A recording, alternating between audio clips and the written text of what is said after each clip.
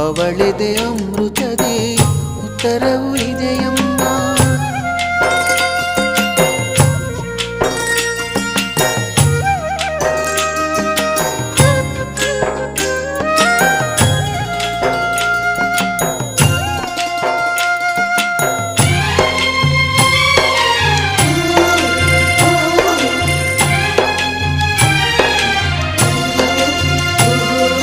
ಕಾಸಿದ್ದರೆ ಕಟ್ಟಬಹುದು ರಾಜ್ಯವನ್ನೇ, ಇದ್ದಲ್ಲಿಯೇ ಕೊಳ್ಳಬಹುದು ಲೋಕವನ್ನೇ.